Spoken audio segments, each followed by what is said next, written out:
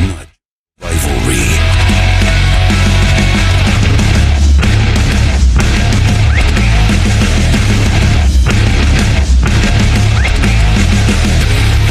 It's a way of life. Welcome to War Eagle Roll Tide. Good evening, War Eagle. Roll Tide. Apologize for the technical difficulties. I think we're up. I think we're good. I think we're hot. If we get confirmation on the message board, we'd appreciate that. But welcome to the Not So Serious Show for the serious fan. Going to have a great program tonight. Marke Sellers, a former Auburn player, a native of Brewton, Alabama, played on those great Pat Dye teams in the mid to late 80s there at Auburn. Going to call in here in about 10 minutes or so. Looking forward to catching up with him.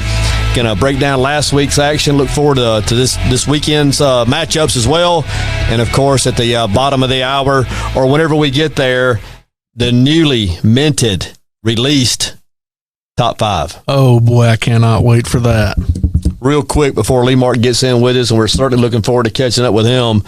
Tell me real quick what you think about last week's game, certainly the marquee matchup, Auburn going to College Station. What was your takeaway?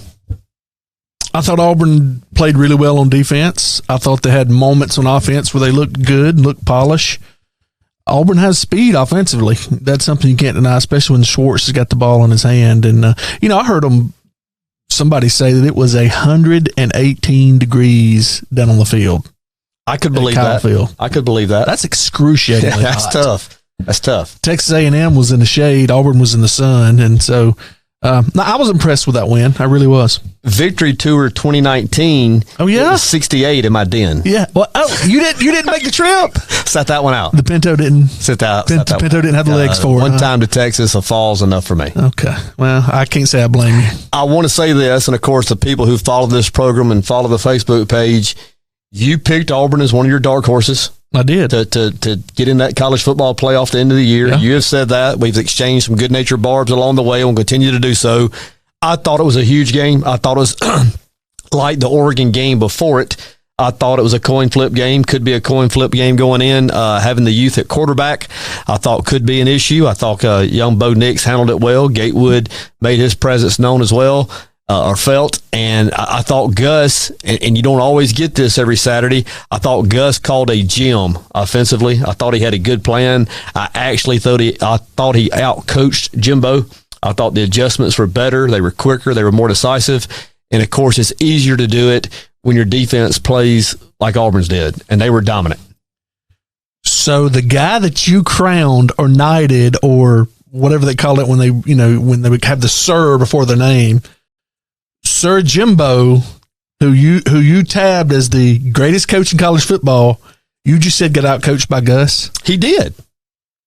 Something tells me that was like a 3-week setup. No, I think Gus, more times than not, usually at the hands of you, takes a lot of unfair criticism. Well, I've got a bone to pick with Gus, and I went to the airport to meet him. Okay, well, I think he's subjected to unfair criticism. I think he does a good job. He runs a clean program. He recruits well. Does he lay an egg from time to time? Sure he does. But I would ask this question rhetorically to any Auburn person, and you're welcome to answer. I understand you're not with us on game day. I get it. If you ran Gus off, who would you get? Well, I can tell you who. You want Muschamp? I tell you who Yellowfellow wants to get. Well, that's fine, and that's great. I don't want to get into that crap that A&M's done and Alabama's done. Wait. It's fiscally not responsible. You don't pay a guy. What has Alabama done? You don't pay a guy $10 million to coach college football. You just don't. It's not responsible. How much does Gus make a year? I'm going to tell you something. How much does Gus make a year? 7.5. Plus, that's base salary. That's what he makes. That's base salary. His is too much. I'm telling you, and you can mark my words on this, these salaries are getting out of control across the board. These facilities are getting out of control across the board. At some point in time, and I think you're seeing it now, the rubber's going to meet the road, and you're going to lose your captive audience. If you play too many cupcakes, how many people's going to the Alabama game this weekend? And that's an SEC football game. Well, and it won't be a sellout. And it won't be. And Saban addressed that. Yeah, I'm telling you, there are problems coming with college football. The business has become too big. It's become too big. And the salaries are ridiculous. It's TV. The buyouts are ridiculous. It is, but it's ridiculous. TV's behind. It's ridiculous across the board. The same thing that you sit at home and watch instead of going to Kyle Field, is behind what's yeah, sure. I mean, who can afford to go? And you know why the prices are what they are? To cover the expenses. Why would you pay $300 to go sit in 118-degree heat when you can sit at your house? This fat boy ain't. I'm not either. But I'm just saying that is going to be something to watch moving forward. It's already having effects now. No, I agree with you. That makes a lot of sense. I'm very shocked. But going back to that, if you run Gus off, who do you get? Well, Yellowfellow wants to get Stoops. I got but after that, I don't know. There's a huge drop off. Would you take Muschamp? I don't know. No. Would you take Petrino? They tried to get him once before. Right, but I mean, he's not the answer. Do you take Summerlin? I mean, who you get? I mean, Chip Kelly's back at UCLA. He was going to turn them back around. What's he done? You're kind of in the position Tennessee's in. You're not going to go out and try to. If the Tennessee experiment fails with our buddy Jeremy Pruitt, you're not going to go out and get another up and coming assistant. You want to go get somebody that's name brand that can turn and you say turn the program around really, because Auburn, to make to that next level, they got to bring somebody in that's got star recognition, that can recruit, can make an immediate impact. I'm going to say this one time, and then we have Lee Mark on the phone. We're going to get him in here. I'm going to say this one time, and you better hear it. I'm never going to say it again. Alabama's probably the benchmark in the SEC. That's what you're gunning for. There's only one active football coach in the SEC. Say that one more. I missed There's only one active coach in the SEC that's ever beat him, and it's our guy. Yeah, he's got him twice, tested him another time or two. So if you're ready to run Gus off, box him up, and send him on his way, that's fine. Pay him $40 million not to coach, and who are you going to get? I say stay what we got. I mean, is eight wins a year good enough? We're getting there. Let's talk. We're going to come back to that. We have our calling guest in with us, Marke Sellers, once again a native of Bruton, played at Auburn on some of those great Pat Dye teams in the mid to late '80s. Excited to have him in with us. Good evening, Lee Marke. Thanks for joining us here on Warrior Roll Tide. Hey, David, how y'all doing down there today? We are doing great. A lot of people listening in. Some of your former classmates and childhood friends that you grew up with are in with us tonight. Before we get into some of the Auburn, Alabama stuff, want to give you the opportunity to tell us what you're doing, where you're living, what you have going on. Talk to us about the family a little bit. What's going on with Lee Marke Sellers?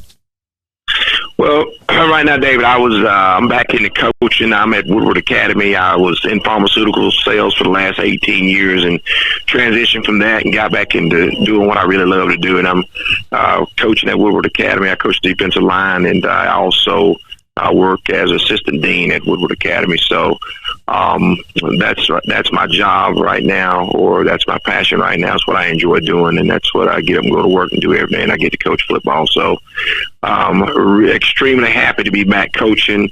It's always good to be able to do what you're passionate about. So very thankful for that. But family's doing great. My wife works at the same school. She works in the academic dean's office. So we're very fortunate to have my youngest son there at Woodward as well. So Hunter is a senior at Woodward, and he has a verbal commitment to the University of Pittsburgh. Pat Narduzzi, in fact, he talked to Carson Narduzzi this afternoon for a little while. So we're very excited about that, about Hunter and his opportunities at Pittsburgh. And my oldest boy is at the University of New Mexico. He signed at Tech in 2015, and he transferred from Tech. He's out at the University of New Mexico. So a lot of football going on in our family. Doing a lot of traveling. We're out in Albuquerque last weekend, and Notre Dame the weekend before that. So seeing a lot of different parts of the country because of football. So right now, it's football season in the Sellers household. Good to hear, and of course, excited about the what's going on with the Sellers boys, and not surprised at all they're following their daddy's footsteps as college football players. And Lee Marke, if you will, speak to that just a little bit as somebody who went through it, the pressures of recruiting, of course, the challenges of breaking in on the depth chart and getting playing time, going through injuries, things along those lines. What has been your role as the dad, as the patriarch, in helping your sons navigate this process? Well, David, I can tell you this: it's exponentially different than it was when I was recruited 30 years ago. doesn't seem like saying 30 years ago. That seems like a long time. But the recruiting process has changed. The landscape has changed tremendously. From when my oldest boy was recruited in 2015, he had maybe 5, 6, 7 offers to D1 schools, and he ended up choosing Georgia Tech. You just have to help them navigate through the process in terms of, what's going to be a good fit for them as players, and what's going to be a good fit for the school. It has to be a good fit for both sides. So, in the hard and difficult part about that is you just don't know. I mean, you go for a weekend and they roll the red carpet out for you on these OVs, and you see the best side of the school. And what I tried to help my sons understand is that if the coaching staff leaves, if you don't play football, would this be a school you'd like to attend? And so we try to take those out of the equation and then try to come to a decision at that point. So my oldest boy chose Georgia Tech. Now with Hunter, Trent played defensive end, and Hunter plays a defensive back. One thing that the difference between Hunter and Trent is Hunter's a cornerback and he can run. So he had 27, 28 offers. So it got real complex with Hunter, more complex with Hunter than it was with Trent. From 2015 to Hunter got most of his offers as a sophomore, my youngest boy. So things had changed from 2015 to 2018, 19 with Hunter. So it was more complex. So one of the things we had to do with Hunter is on his spring break is we got in the car and we went on a tour. We went to Purdue, we went to Indiana, we went to Wisconsin, we went to Michigan State, and Wake Forest, and obviously Pittsburgh. So these schools that were interested in him, we had to kind of narrow them down. We got an offer from Nebraska. Well, how realistic was it for him to go to Nebraska? Well, we didn't think Nebraska would be a spot that he would fit in, so we didn't take a trip out there. But to know you got to go, and we were fortunate enough to be able to take him to different campuses, and so he could get a real feel for it. So it with Twitter and Instagram, the recruiting process never stops. I mean, we had to take his phone out of his room so he could go to sleep. I mean, it had gotten that bad. So it's a very difficult process if you don't understand the process. So I just try to encourage them, and football's only gonna be here for so long, and then there's the injury parts of the game. I think you asked me to talk about the injury of my son. My oldest boy Trent tore his ACL the last week of training camp, or last week of camp last year.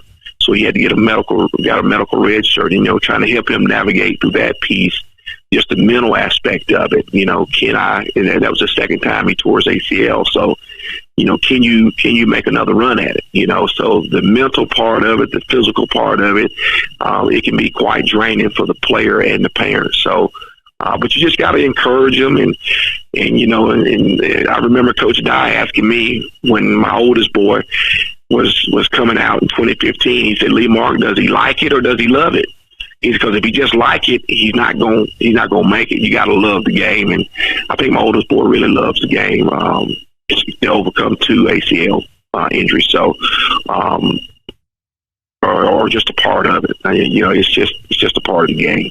Well, Lee Mark, when you were helping them get information and, of course, making the visits, whether they were unofficial or official, when it came down to decision time, of course, Trent making the initial decision to go to Georgia Tech, and then, of course, Hunter choosing Pittsburgh, was that totally their call after getting all the information, gathering the information, and weighing the pros and cons? Was that their choice alone? Yeah, I told him. I mean, going into it, I said I'll be on the sideline. I'll do everything I can to ensure that you can make the best decision that you can make as a player and as a student athlete. Both of my boys, the decision that they made was their decision. I mean, neither one of them said, "Dad, should I go to Georgia Tech or or should I go to Pittsburgh? I mean, it was there. In fact, when Hunter committed to Coach Narduzzi at Pittsburgh, my decision that I had no idea he was going to commit. I mean, he said it just felt right, and we kind of talked about it. I said, now on Sunday they're going to put a lot of pressure on you to commit. You know, I said, so be prepared for that when you have your one-on-one with the coach on Sunday. And I said, they're going to turn the heat up. I said, so they spent a lot of money on us this weekend, and they're going to turn the heat up and try to get a commitment. And before we even got to that, when we went in Coach Narduzzi's office, we sat down and we sort of started talking, and Hunter looked at him and he said, Coach, I want to be a Pitt Panther. And man, my wife and I looked at each other, and we had no idea, you know. He had a visit to Michigan State the following weekend, so we had no idea. So I can honestly say that it was solely their choice as far as the universities they picked to go and play for. Well, has Hunter, since he has committed, and that's not legally binding, that's just saying that there's an offer there to commit to, and he, of course, at this point is there. Right. Has he shut down his recruiting? Is he still going to take some visits, or is he done? No, he's not dating anymore. He shut it down. I mean, and that was one of the things that Coach Narduzzi asked him was, you know, are you still flirting? Are you still dating? And he said, no, it's a solid commitment. We hadn't been back on. The only campus we've been back on is University of New Mexico to see his brother play. Okay. You mentioned at the onset of this interview, Lee Mark, that it's changed so much since you went through it. Of course, the recruiting process, the social media has changed the game tremendously in terms of having contact with prospective student athletes. Something else I'd like for you to speak to, and of course this is from an outsider looking in, is the different support resources that are in place for the student athletes. And I, for one, think you can't do enough for them in terms of helping them along their journey. But when you talk about tutorial help with academics and how they live, where they live, the nutrition, the conditioning, all that seems to be tenfold different from when you came through in the mid-'80s. Yeah, absolutely, David. As far as the academic support these kids get now at the high school level, you know, we had a counselor, and we have a whole department at Woodward Academy. It's college counseling. I think there's about it's staffed with about 5 or 6 counselors that help kids make sure they are, you know, going through clearinghouse, make sure they're taking their SATs and ACTs and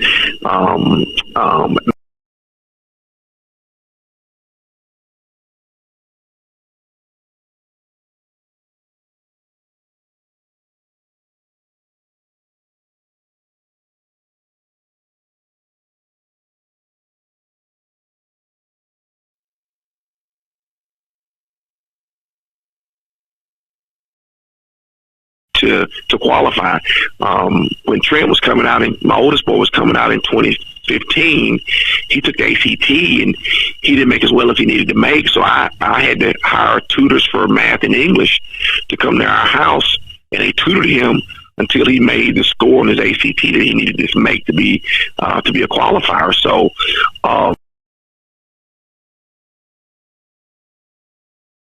you know, everybody sees what goes on Friday night, you know, in terms of the athletic piece, but the academic piece is, in my opinion, is more important than the athletic piece. The athletic piece is there. Okay. I mean, either the kid has it or he doesn't. But as far as the academic piece, that's where a lot of people are missing the boat. That's where a lot of kids are missing opportunities. But we're fortunate enough. Woodward is a private school, and it has all the college counselors. We have grade level counselors. So the parents are well informed in terms of what the kids lack and need.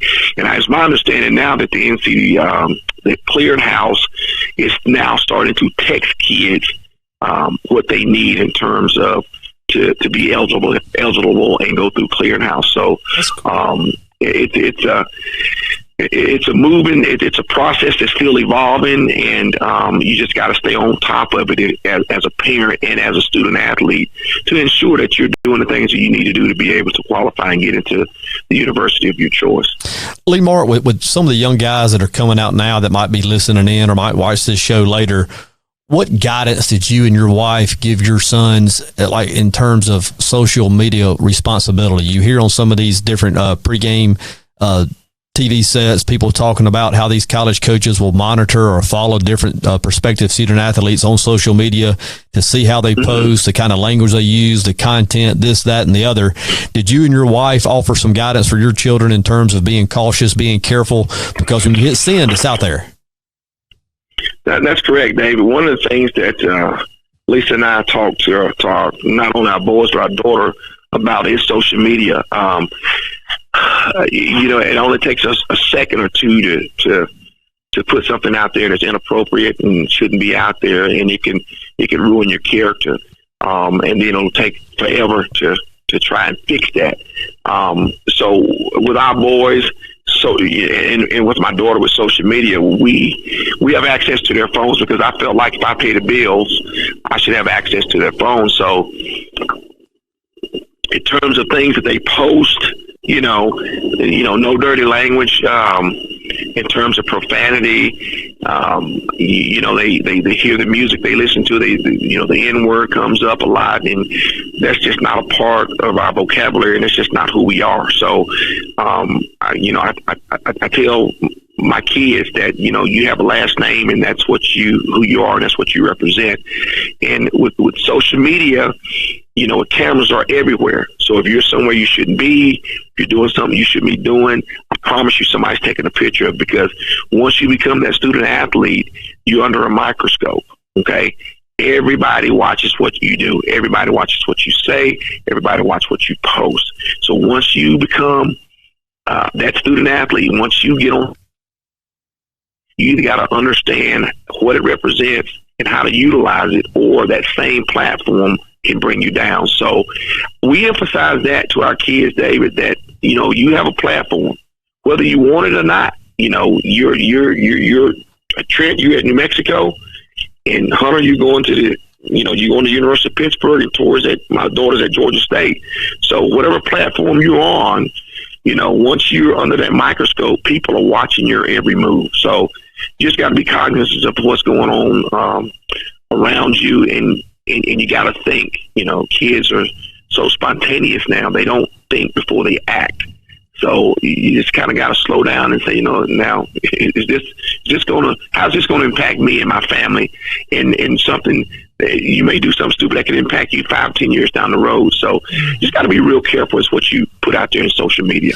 Well, look, that'll help us transition into our next segment. And of course, you've always been first class, came from a great family here, obviously raising a great family there on your own. How important, of course, having that parental guidance at the house and that influence at the house is so important, but so many student athletes don't always have that, or don't have it intact as much as some others do. How important, when they go off these college campuses, are the coaching staffs and the guys that you turn your children over to in terms of having them for the next 4 or 5 years? How important were the coaches at Auburn when you went? Well, as far as Hunter and Trent was concerned, when Trent was going to Georgia Tech, Mike Pelton recruited Trent. He was a defensive line coach, and he's an Auburn guy. And I knew Mike before he even started recruiting Trent. I knew a little bit about Ted Ruth because he was at Auburn and he was a DC at Tech when they recruited Trent. And I knew something about these guys. I'd been around them before, and I kind of knew what they stood for. And I was comfortable turning my son over to those two guys. Didn't know a lot about Paul Johnson, but we learned a lot about him as we went through the process. So you got to feel comfortable and say, okay, I'm not going to be there. Mom's not going to be there. So these are the guys that my sons are going to be looking up to in terms of, are these Christian men? Are these men of character? Are these family men? Or, so you look at that in terms of who you turn your child over to, or who you turn your kids over to. And when I go to their office, I look to see what kind of books they read. I look to see if they got pictures of their families up in their offices. So, so you got to say, okay, these guys are going to influence my son for the next 4 or 5 years. And so when I got to Auburn, I lost my dad when I was 9 years old. So my mother never remarried. She died as a widow of 31 years. So she never remarried. So the men that were involved in my life in college, they pinched hit for my dad. Those were the guys. It was Coach Dye, James Daniels, Joe Witt, Wayne Bolt, Neil Calloway. Those were the guys that raised me from 18 to 22, who were very influential in terms of who I am today. I go eat lunch with Coach Dye about every spring of every year, and I tell him thank you. I said, look, you were that guy for me from 18 to 22 that showed me how to be a man, that showed me about sacrifice and discipline and hard work. So, when those were the guys for me. Those were the guys for me. And so when I tell my boys, I said, these are the guys that you're going to, that's going to influence your life, your character and who you are. Can I come back and have a conversation with this guy 10 years from now when I'm about to ask somebody to marry me? Can I have a conversation with these guys, and the proper way to do things? So you got to be careful who you turn your kids over to, because the reality of it is this, David. Coaches can be here today and gone tomorrow. They can get a big con. You may have somebody that's not at a Power 5 school. Your kid goes there, and then 2 years later, that staff is gone. So now you got new guys coming in. So one of the things that I did ask and did get involved with my sons were, longevity. You guys plan on being here for a while. And of course, they tell you yes, but and that's all you can go on is what they say. However, you just have to go on your gut feeling. You roll the dice. You do all the investigative things that you can do, and you try to make the best educated decision that you can make that's a good fit for the program and for your child. Well, Lee Mark, we talked, on the intro part of this, that when you were at Auburn, that was kind of the heyday in terms of Coach Dye getting that program turned around. You played on some of the great teams there in the mid to late 80s. Played with a lot of great players. You and I think I'm right in saying that you and Walter Reeves, y'all signed in the same class. Is that correct? Yes, that's correct. And of course, a lot of 2 tight end sets back in those days, and both of you guys were just devastating blockers for those high-powered Auburn offenses. And of course, I'm going to say it, I know you won't. One of the great plays in the history of Auburn football was the reverse to victory at Legion Field.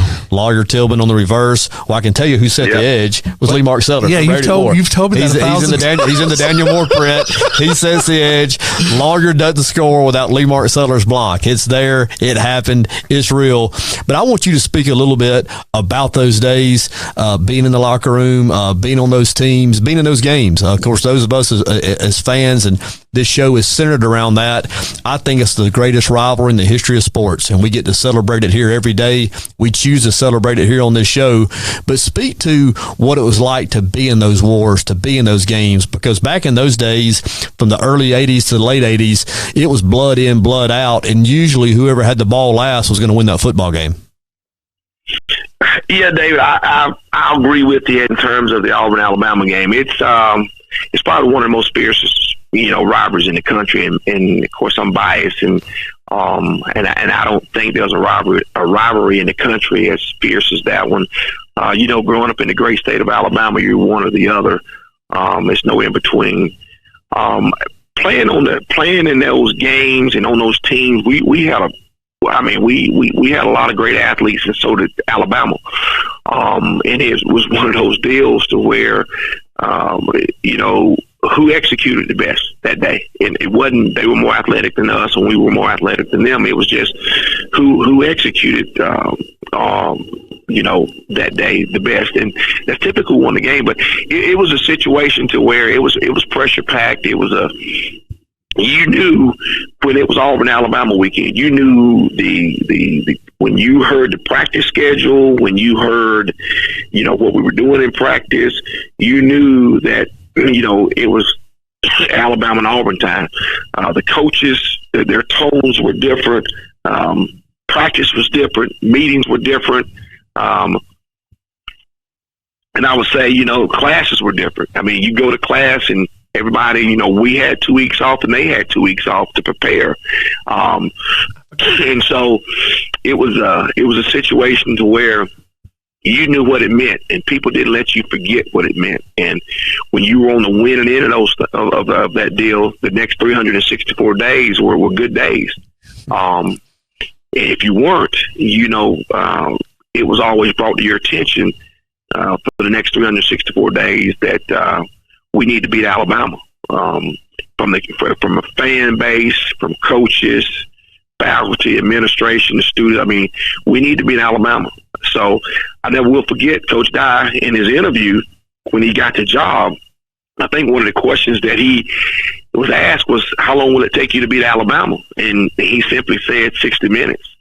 And that's exactly what it takes. I mean, it takes 60 minutes of flawless football to win that game, because everybody's playing as hard as they can play. People are cheering as hard as they can cheer and pulling for their teams. And it's just one of those deals to where you're going to leave it all out on the field, and they're going to leave it all out on the field. So, it was, I wouldn't say it was easy. I mean, I was fortunate enough to play with some great running backs, Bo Jackson, Brent Fullwood, Tommy Agee, and you knew if you could block and hold your block long enough that those guys were going to, they were going to get you what they could get you. So, and Coach Dye didn't make any bones about it. He said, we need to beat Alabama. I mean, he said, that's why I'm here. That's why you're here. When I signed at Auburn, I was told that we'd never beat Alabama. I lost to them one time. And I can tell you, when you lose to them, the next 364 days, spring practice is a little bit tougher. Winter workouts a little bit tougher.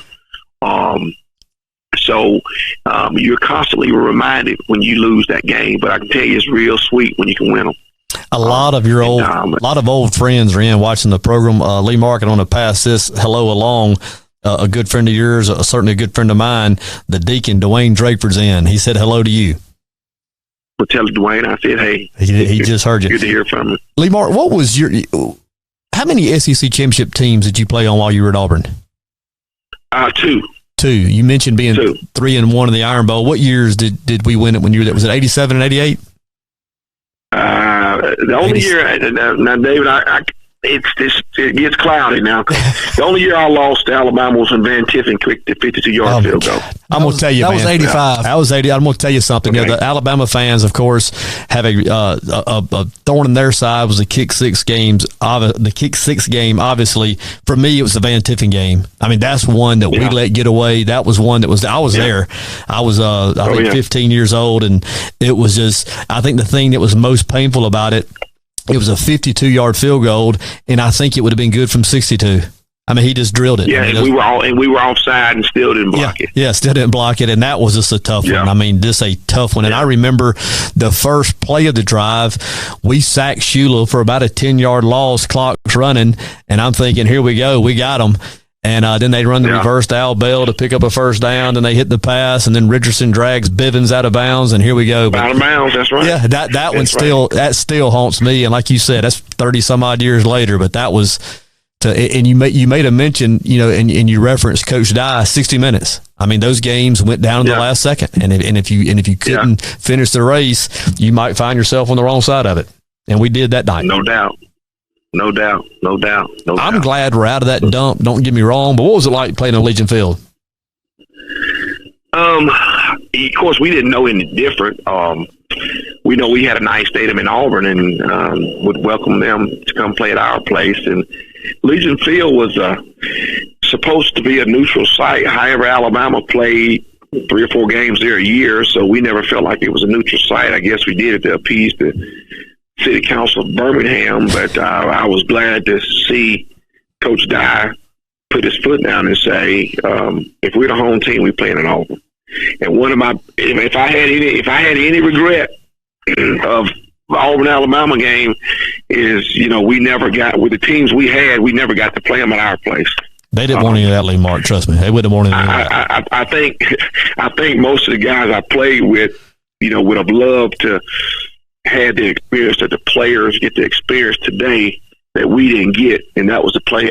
And of course, we'd have had to go to Tuscaloosa, and that would have been a challenge for us as well, or Birmingham, whichever one they wanted us to play at. But I was glad when Coach Dye put his foot down and said, we're the home team, and we're going to play at our place, or we're not going to play. So, and I think a lot of guys I played with, we would have cherished the opportunity to play that game in our place. Just to, I went to the first one that we played at Auburn, and I mean, it was a sight. I mean, it was electric. I mean, it was a sight I've never seen before. And as a player, that's a great atmosphere to play in.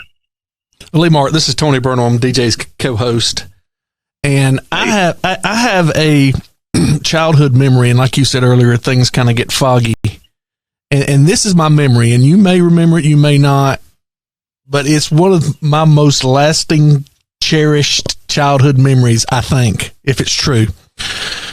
I don't know how old I was, but I rode my bike up to the football stadium, T.R. Miller. You were, I believe, a senior, maybe a junior. I can't remember. Walter Lewis was back in town, and he was at the field, and he was throwing. And I want to say that he was throwing to you and a couple of other guys, and I got to get out there and run with y'all and catch a few passes. Do you vaguely remember that any of that happened? Lee Mark, he'd have been the guy with the busted nose. I'm sure he didn't get his hands up in time and wouldn't have caught it. But he'd have been the little rascal that had the bloody nose over on the sideline, if you remember it. Do you? Well, you know, Walter was a mentor of mine, and that I can't say that I do totally remember it, but I did spend a lot of time with Walter Lewis and Walter Broughton and those guys, and they were like I said, they were mentors of mine, and I do not remember that incident, but I wouldn't be surprised if we weren't up there working out with Walter, and because we did all the time, because he was one of my heroes, one of my mentors that I looked up to. So this would have been like a Sunday afternoon or something. Anyway, even if it didn't happen, Lee Mark, you're in one of my most fondest memories. So I want you to be aware of that.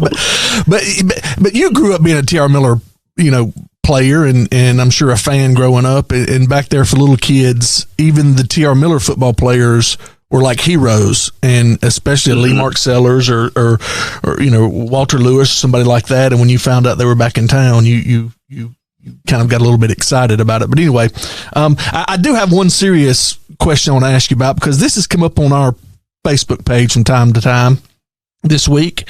The transfer portal. What's your feelings about that? Well, Tim, I tell you, like I said, I've had a son that's transferred, and it's Tony. One of the things that I told him was, you're gonna do it the right way.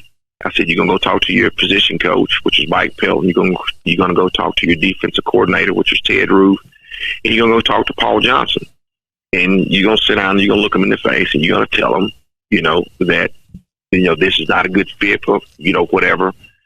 You're going to tell him, it's not going to all be about playing time, So he and I talked about how he was going to wordsmith and how that conversation was going to look and how that conversation was going to sound. So, and that's what he did. He went and talked to him and face to face, and then told him that he was planning to transfer, and it just didn't work out. It wasn't a good fit. Right. But now with this transfer portal, you don't have to go and talk to anybody. You can just, if it's open, you can just go put your name in the transfer portal and you can start looking, and then you can leave. To me, we're making it too easy for kids to say, this is tough. I want to go look somewhere else, or whatever the reason may be. We're making it too easy. We're getting kids away from the face-to-face conversations that need to take place. We're moving away from that by that transfer portal. I'm not a big fan of it. I think you should do it the old-fashioned way. See, when I was playing, we very, very rarely had anybody to either transfer or somebody transferred in. You just quit. You just quit the game. Now, we had guys that did that, just quit the game. I think Kurt Crane was a guy that transferred in from Memphis, and Kirk Cunningham transferred in from North Carolina. And in my 4 or 5 years at Auburn, we had maybe 2 guys that transferred in now. I didn't realize Kurt Crane was a transfer. He contributed a lot to y'all's team. Oh, yeah, he was awesome. Yeah, Kurt was All-American linebacker. Yeah. So Kurt transferred in from Memphis, and Kirk Cunningham transferred in from North Carolina. Then when the SMU got the death penalty, we picked up a fullback from SMU. But in 5 years, we had 3 players that transferred in, and I can't recall any players that transferred and went to other schools, like I said, they either just quit. But now with this transfer portal, it's just so easy to say, okay, I don't like this place. Wasn't what I thought. Okay, I'm out.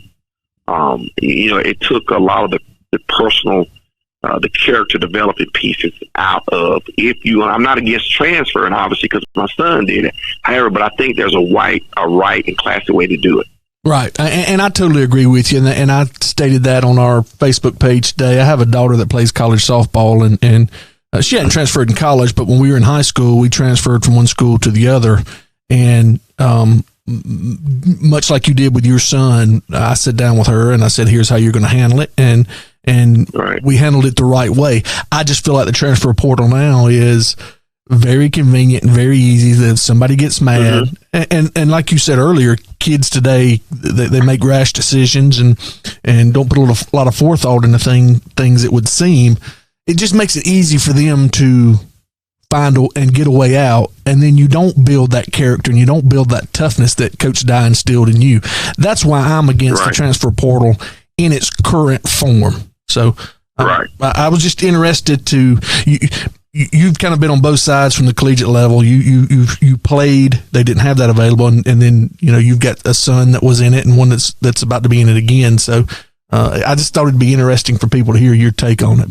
But it's very similar to mine. So yeah, Lee Mark, I got another question for you, and it has to do with scheduling. When you came through, Coach Dye was notorious for playing everybody. Nebraska, Texas, Florida State. I remember one year we played Boomer Esiason in Maryland for homecoming. Didn't dodge anybody. Of course, had Amen Corner there at the end of the year. Florida, Georgia, Alabama. We embrace that each and every year. Didn't shy away from it. And it seems now the movement has been for good teams, oftentimes, to load up with cupcakes.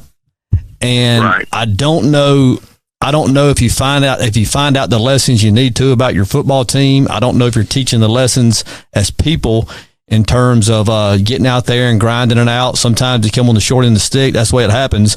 But what do you think about some of these teams who make the choice, who choose to play nobody? Well, David, I think you hit the nail on the head. You don't find out a lot about your players and your team and your team chemistry when you play teams that you ought to beat. You find a lot out about your players and your teams and your coaching staff when you are playing, put them in situations where they're not comfortable or when they're facing some adversity. That's when you find out who people really are. You get the surface stuff when you play cupcake teams, and some teams with the way the Final Four is set up, they play these cupcake teams and they run the score up and it makes them look good. When you can say I'm 10-0, well, I played 10 games, we won all 10 of them. So that, or 12 of them, whatever your schedule is. But when you play these soft teams and these cupcake teams, I just don't think you find out a lot about your football team and your players. I think you find out more about your players when they're in situations where they've got to play hard for 60 minutes and they're challenged for 60 minutes. Is and I know a lot of these smaller schools, this is the way they make their budget and they make money when they go and play. And I think South Alabama played Nebraska. Nebraska should beat South Alabama, no doubt. Yes. But then, South Alabama's going to get a nice paycheck, and hopefully you don't get a lot of kids banged up and hurt. But I think you find out a little bit about your team when they're facing some adversity and they got to play for 60 minutes. Oh, I think one of the things that I'm most proud of with the Auburn tradition and the Auburn history is we've earned everything that we've ever gotten. We don't have as much as some, according to some people. These polls, they can take these polls and stick it. Everybody's got one. It's a beauty pageant more times than not. You either earn it on the field or it's nothing in my book. And I referenced Amen Corner. I mean, you can't. There are teams now who wouldn't physically survive it just because of the gauntlet you guys had to run. And I wish we'd go back that way. I made the comment here a couple of weeks ago that and it was no offense to Missouri. I'd like to kick them out of the SEC have 13 teams, and then everybody just play everybody. Blood in, blood out every Saturday, and we'll see how it shakes out at the end. But now you have these cross-divisional matchups that Birmingham decides who's traditional, who's not. We've drawn Georgia now for 15 years in a row, and Alabama gets Tennessee. Well, okay. Right. That's great. I can tell you who's got the short end of that stick, but that's fine. That's neither here nor there. Yeah. I want to play them all. That's the way we've always been, but I appreciate you speaking to that. Yeah. I mean, that's where it was. We ran the gauntlet, man. It wasn't the SEC East or SEC West. You just played the SEC, everybody in the SEC, and it shook out where it shook out. I mean, what do you think about this year's Auburn team? I know that you've probably had a chance to watch them a lot with your son playing. Maybe you've caught some highlights or read some articles or whatnot or seen some replays. Do you have any thoughts on this year's team through 4 games? You're right, David. I hadn't seen a lot of games because I'm traveling, watching my boys play, watching my son, oldest boy, play. I've caught some highlights. I've talked to Rodney Garner a few times. I knew we'd be pretty stout defensively. The big question going into the season was quarterback, and right now Nix is the guy. Hopefully he'll get better each week. I mean, he's playing like a freshman, but hopefully he's growing up a lot. I think he's growing up a lot from the first game until this past weekend. So I think the challenge for us at Auburn now is to get better each week with the personnel that we have and the players that we have. So, like I said, going into the season, and you know as well as I do, defense is going to win it for you in the end. But and I always felt that we'd have a pretty good defense going into this season, and we do. Our defense is playing, they're playing well, and so as long as we can play well on defense, I think we can make a pretty decent run at it. We just to get into the meat of the schedule here in the next couple of weeks, but I think as long as the defense is playing well, it'll give our young quarterback an opportunity to mature and get better, because he's going to make some mistakes. He's going to a year ago he's playing high school football. Now he's playing in a Power 5 conference and on a Power 5 team. So I think with patience and with him just getting better each week, I think Auburn's going to have I think we're going to be in it at the end. So a lot of people don't expect us to, but I feel strongly that we will. We'll have a shot. We have a shot to play for it anyway.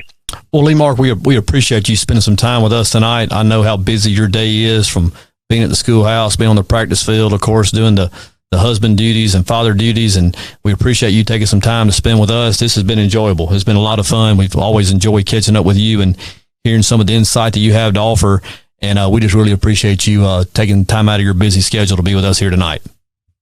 Hey, David, no doubt, but I've got one question for you. You asked me a lot of questions tonight. Yes, sir. Your 2019 victory tour. Yes, sir. Okay. Yes, sir. I want to ask you, is that your intellectual property? I don't know that it is. I can't spell intellectual, so it's... Well, it was hard for me to pronounce it. That's a big word for us boys from Bruton, I tell you. Yeah, that's right.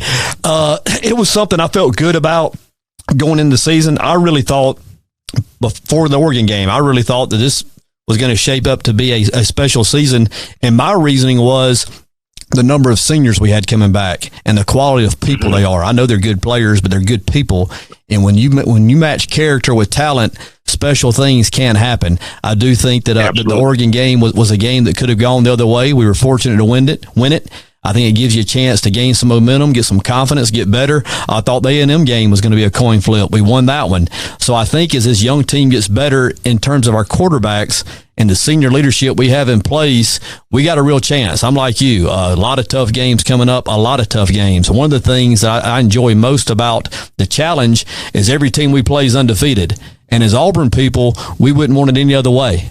Oregon's obviously undefeated. It's the opener. Tulane's undefeated. We beat them. It's the only game they've lost. Florida's going to be undefeated in 2 weeks. Hopefully we will be also. LSU looks like they're going to be undefeated. Georgia might be undefeated. And that team at the end of the schedule might be undefeated.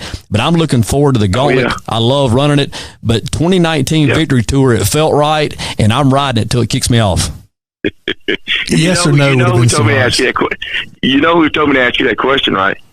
JC? Pat. Pat did? Okay, Pat did. Yeah. Well, I actually got it from one of his friends, Greg McCrary, several years ago, like 2006 or 2005. He had a victory tour, and it lasted 2 weeks. I think we got popped by Southern Miss or somebody, so it didn't last long that year. But, yeah, I'm going to ride it. Yeah, let's ride it, baby. Let's ride it together. All right. Well, David, I appreciate the opportunity to come on your show, man. We might try to catch up with you later in the year if that's okay.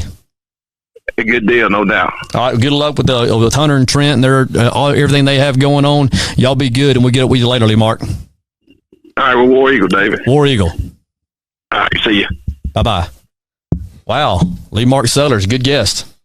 Another good guest. We've had nothing but good guests on this program. That was good. That was fun. Very upset with you right now. I told you that I knew what I was talking about. I'm very upset with you right now. I told you that I knew what I was talking about. But I'm very upset with you right now. Why? What have I done? I'm a fair guy. That was fair. Let me tell you,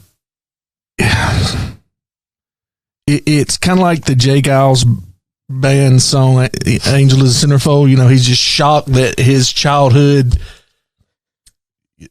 my childhood hero. Yeah. You have him using the word cupcake. Hey, it is what it is, man. Mark and Lee Mark off my list. It is what it is. I'll tell you, and great interview. But you made this. He was a bad man. It's Tony, by the way. It was known early on that he graduated with a guy. He did. But I'm gonna tell you something. And God, he said your name like 5 times. He couldn't even get mine right once. Well, we both played at T.R. Miller. Winning. Proof of that. But one of the things that I haven't had a chance to mention, and I think we mention each week, it looks good tonight. What? Is that velvet? The hair? You jelly. You just jelly. Is that velvet? I'm letting it grow out. Here we go. 212-555 hair. Maurice and Tony. Hair plugs from it. Looks good, man. Jelly. You need some of it? I'll tell you, we're going to get into the poll here in just a minute. We said there'd be a shakeup. There was a shakeup. It was on the field. Let's get back to last week's action just a little bit. And I have we talked about the Auburn game a little bit, and I'm asking. This is a serious question. We've had fun. We've had fun here.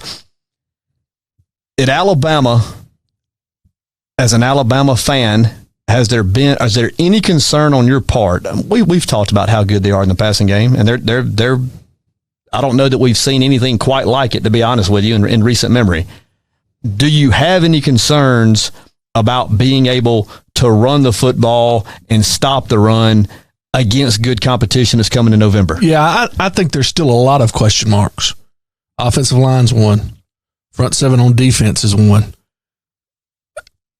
Quarterback, not so much. Wide receivers, not so much. Running back position, not so much. They can't get much going because of offensive line, I think. Now, hopefully there's going to be a piece of that puzzle installed this weekend because Brown will be coming back off of suspension. That'll help. So, hopefully they can do some shuffling and get people back in their natural positions, and that'll help a little bit. We're going to be, 5 weeks in? And still really not going to know a whole lot about Alabama football? Would you say right now, and I know what my opinion of it is, 3rd down and 2 offensively for Alabama right now is a passing down. It's a quick slant. And that is different from anything that we've seen in our lifetimes. Yeah. I mean, if we're going to be fair about it, we're fair guys. Yeah. 3rd and 2 is a passing down. Yeah, it's you running a quick slant off that or some kind of RPO maybe, but that's concerning to me. The defense is concerning to me. It seems like every week we get somebody hurt or somebody banged up and we're not 100%, and that to me that just becomes one more asterisk in my mind by if Alabama has the stuff this year to make it all the way to the playoffs. I don't know that they do. Of the last... I'm not saying they don't. I'm just saying I don't know that they do because we're going to the 5th weekend of the season. And other than what I just laid out to you, there's not a whole... There's still a lot of question marks. Sure. That's fair enough. A lot of question marks. That's fair enough. I think there's some on Auburn's part. Well, there's no question. But Auburn has a better running game. Auburn's defense is playing a lot better than what Alabama's is right now. Well, it would appear it is. Yeah, there are things. I mean, I agree. I agree with everything you just said, by the way, and that'll probably be the only time this year that I do that. But I agree with everything you just said. But here's the crazy thing about it. If you go look at their stats are really, really good. Yeah. They just don't look like the Alabama defenses of the past. That was my question to you, and that's what I was going to follow up with. Go back to 2009. Alabama won the mythical national championship in 2009. It was real. That moving forward, what's your gut feeling with this team compared to all those? Like, to me, I'm not saying they won't win the mythical national championship this year. I'm saying, looking at them on TV, they look less imposing than some of the other ones. Here's when I watched games in the past. I'm a defensive guy. Mm-hmm. I appreciate good offenses. I understand good offenses, but I love watching great defenses play. And Alabama has had great defenses in the past. And when I mean great defenses in the past, defenses to where if a guy got 2 yards, you felt like you got beat on the play. Right. If it wasn't at the line or behind the line of scrimmage, you felt like it was a failed down and they won that down. What I find myself this year when Alabama's on defense is hoping to keep them under 5 yards. Mm-hmm. And that is it's a departure of how I felt about Alabama defenses in the past. That's not to say it couldn't be shored up. That's not to say things can't come, people can't get healthy, and schemes may, run differently or they plug people in. But right now, I don't see the dominance up front, and I don't see the speed that I've seen in the past. Well, and I agree with you. I agree with what you're saying, and I'm going to take that. I'm going to transfer it to the team that I pull for. That's what I saw for 3 quarters at College Station. Our defensive line was resetting the line of scrimmage on their side of the ball. Derek Brown was a man playing with boys in that football game. Well, I had 2 of them on my first team and one on my second. He had not necessarily shown up yet like he was. He did. He made his presence known on Saturday. And, of course, he won the national award for Defensive Lineman of the Week or whatever it was. But that Auburn defense, and down through the years, Auburn has played some good defense. We had a spell there where we weren't that good. I mean, we had some good players, but we weren't good as a unit. But our unit, I think, is looking a lot like some of the units that y'all have had. We're fast. We tackle great. I think we missed. I think Smoke Monday came in Saturday and missed an open field tackle that resulted in an additional 12 or 15 yards being picked up.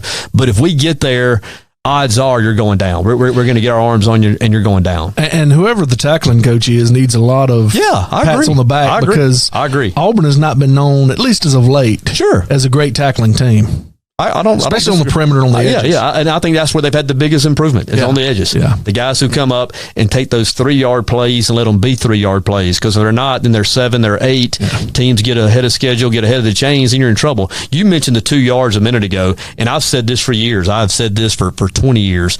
Against Alabama on first down, if you can get 3 yards, you won. If you're 2nd and 7, all of a sudden the drive is manageable. But so many times you're 2nd and 10, you're 2nd and 11, and then they really pin their ears back, and you're done. Yeah, you're done. So I've said it for years. I've yelled at a lot of TV sets, get me 3, get me 3. I don't care if it's a reverse. I don't care if it's a flea flicker. I don't care if it's 32 dive. Get 3 yards on first down against Alabama, and you have a chance. You have a chance. That's how you beat Alabama. You have a chance. I agree. And then teams will beat them. It's not going to be big plays over the top. You got to keep the chains moving. I mean, that sounds very simple to say and say, well, yeah, you can keep chains moving against anybody, you're going to beat them. But Bama's pretty well coached. You're not going to beat them in a lot of big shots. It's going to have to be a death by 1,000 cuts to beat Alabama. And I don't see it being any different this year. I just think you don't need to do 1,000 this year. It may be 899 cuts and you can beat them. Their defense is just not playing to what I would expect them to be playing. Well, let me ask you this. But they're young. And this is a fair question also. If you believe that there are X number of good coaches in college football, and I believe there is an end to that. There is not an infinite number of good established coaches in college football, pro football, high school football, wherever you want to go with it. Does the turnover over time, does that become a concern or not? In terms of the coaching staff. You're talking about for assistants. Yeah. I mean, there's been a lot of turnover, especially this past year. I'm not saying these guys are the bad ones, but okay. Yes. Okay. Continuity.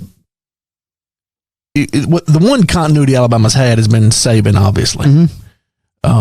And he runs the program, but he also lets whether people realize this or not, and he probably doesn't have that reputation like Jeff Allen talked about on a show, that he has public perception is a lot different than the way he really is. He hires and brings in people who run a certain style of offense, or defense, and more so on the offensive side. You have a lot of freedom if you're a coordinator over there. And he went and got Sarkisian and brought him back, I think, because there was that comfort level with him. There was some sort of continuity with him, because there are some players there on the team that were there when Sark was there, like, 2 years ago. Yep. So I think he may have been trying to, that's a good point, good question you brought up, something I ain't really thought about, but I think maybe he went and kind of retread Sark to bring him in to try to establish some of that continuity. Plus, I think he knew what he had on offense. All those wide receivers. Sure, yeah. Whether it would be Jalen or Tua, he's going to have somebody that can run the fire out of RPOs, and maybe, and you run RPOs and you run those things when you don't have a lot of faith in your offensive line, in my opinion. I don't disagree. And so maybe him being the master that he is, he realized all this was on the horizon. Let's get this kind of guy, Sark, that runs this type of offense that would fit our personnel to a T. And that's one thing that he has done in his 13 or 14 years there. He has changed with the times. He has. No question. And he has. No question. He has gotten coaches and put in schemes that fit his personnel, whether it be on offense or defense. Well, just staying with the assistant coaches here for just a minute, like you take Kirby Smart, who was with him for so many years. Great football coach. Great defensive coordinators, doing a great job as head coach at Georgia. They're going to be a team to be reckoned with from now to whenever, probably. I don't know. I know you replace him with a person. I don't know you replace him in terms of what he brings to the table. And you can have a real good coach and not be Kirby Smart. I mean, what Kirby did with Gus, I'm sure socially, I'm sure he was his confidant. He was his guy. I'm sure they stayed there in the office late night after everybody had left, bouncing things off, making sure they were on the same page in terms of preparation, game planning, scheming, whatnot, things along those natures. But you don't necessarily replace all of that with one person. So you could have a very, very good defensive coordinator, and I'm sure they do, but he's not Kirby. He's young. And I'll go on the Auburn side of it. I don't care. Oh, I do care. From here on out, whoever we sign at linebacker, I know our linebackers are going to be good because Travis Williams is coaching them. He's my favorite assistant coach at Auburn. Cadillac's not? No, it's Travis Williams. And it was because that's surprising. Travis was undersized.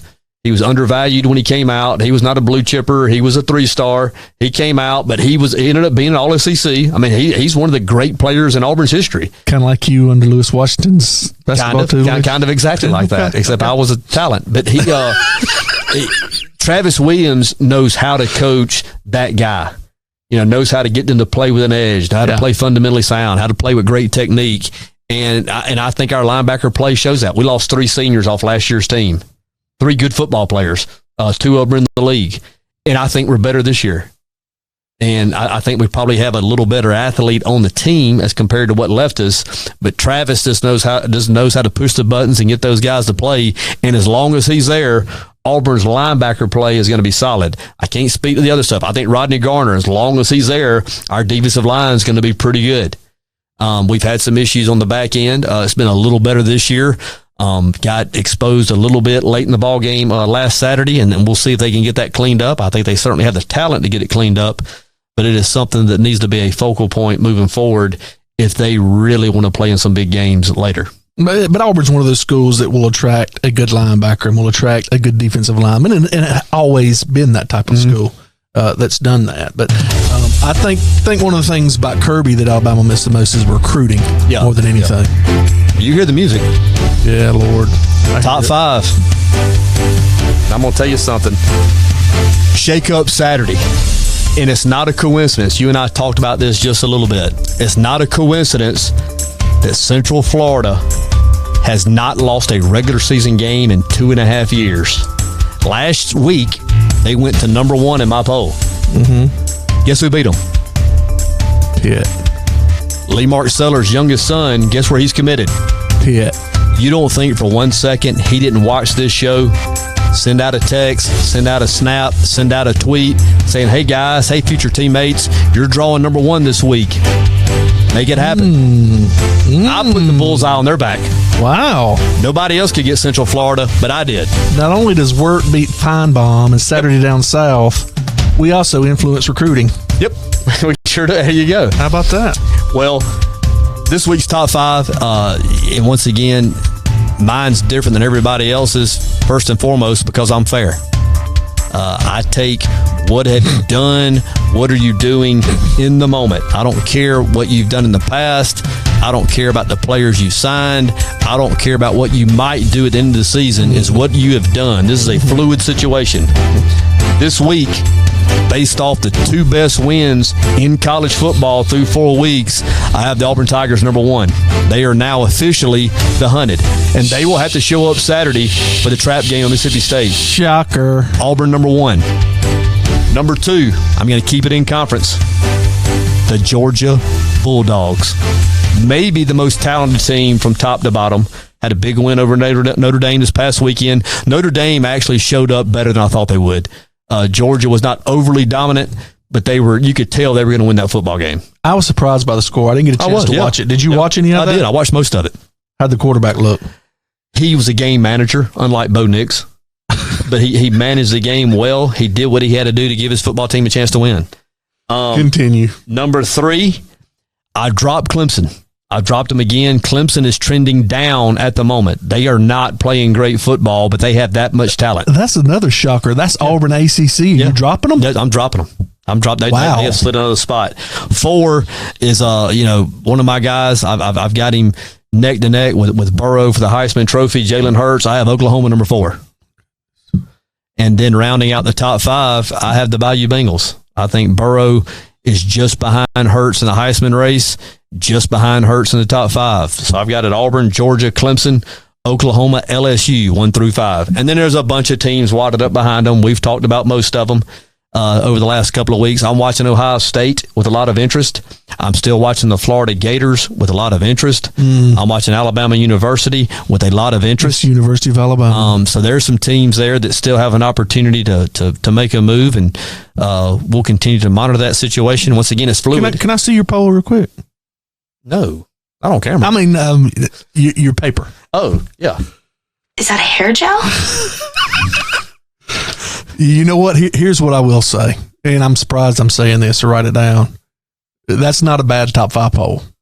For 4 weeks, that's what it is. That's fair. I mean, you could shake it up, and any of these could fall out in any different order, and you really couldn't have much of a complaint about it. It's just body of work to this point. That's all it is. Now that you took UCF out, it has some legitimacy to it. UCF took themselves out. I didn't. Well, you wouldn't have. And I'm just a fair. I think it is. Conference USA or whatever they went 2.5 years out losing a game. We may never see another run like that, another dynasty like that in our lifetime. We might not. I'm just saying. 2.5 years. Proceed. All right. There's a group of people each week that try to predict how bad one team might be another. You and I have tried to put out our picks that we thought were gimmies each week. Through 4 weeks, you're 1 and 3. Not gimmies. ATS. I pick. I'm 2 and 2, but we both lost bad this past weekend. I took the Tennessee Volunteers. I took the points in Tennessee and got smashed by Florida. You had a little bit closer time with Kentucky catching 6, not getting it done against Mississippi State. That shocked me because I'd put some eggs in Kentucky's basket and they let me down. But Mississippi State's played better than I thought. Yeah, they did. They're a better team than I thought. They can run the football too. I question if their defense can hold up, but they'll be a challenge Saturday. Who are you going with this week? Yes, Jeff. Auburn was part of that 2.5 year run. I said regular season. This week, and you need a win, man. Bad. So I mean, I hope you have given this some thought. Do you want me to go first? I'll go first. My pick this week. I'm going outside the SEC in terms of teams, but I'm taking a SEC transfer portal case, since that's the theme of the week. I'm taking Eason from Georgia. Yeah. I'm taking he and his Washington Huskies. There's a group of people that think they're going to beat the USC Trojans by 9.5 points. and I'm going to load up and go with them. You're taking them. Blue Horseshoe loves Washington. Now, remind me who USC got beat by? They have not had a good year. They've won a couple of games. They hadn't looked good. They beat Utah last week. They beat Utah last week, which was an upset. And somebody beat them the week before, and I can't remember who it was, but I remember I was shocked at seeing it. Okay, my pick is going to be an in-state team, Mississippi State versus Auburn. Okay. Auburn is given 10. When this first opened, one of the books I looked at was 7. And I was going to take Auburn at 7. Okay. When I got here, you said you might want to check the line again. And I checked the line, Vegas Shark or whatever it was on, whichever one come up first. Auburn was -10. Think that's too many? That gave me room for pause. But I think this is going to be Nick's 5th game. Mm-hmm. He's going to be at home. Mm-hmm. It's a night game. It is. I'm taking Auburn in 10. He's a playmaker. All right. You were down. Auburn -10. Your pick of the week. So if they win, I win. And if they lose, I win. See how smart I am? Oh, we win by 9. Yeah, I do. Well, anything else? Should we got Lee Mark to sign the helmet? I'll take it up to him one weekend and get him to sign on to it. 7-year itch. Do you want to save that? Let's save that till after Mississippi State game. Let me just table this until after that. Yeah, that's a great idea. Great, another great guest next week. We're trying to alternate. We're trying to, work in some Auburn guys. We've had some Alabama guys. A great guest next week. I was really excited about this week. I'm really excited about next week. I would say, and I think this is fair, one of the short lists of great players at Alabama, and they've got a bunch of them. Tyrone Prothro is going to be on with us next Thursday night. Prior to his injury, he was David Palmer made over. He was David Palmer 2.0. He was. I mean, he was amazing, an amazing talent. He's going to be right here on War Eagle Roll Tide, going to call in guests. Looking forward to catching up with him. I know we'll have a good time, talking a lot about Alabama football and his experience, kind of like we did with Lee Mark. But that's going to be a lot of fun, and I hope everybody plans to be with us as Tyrone Prothro is going to be on live via telephone call.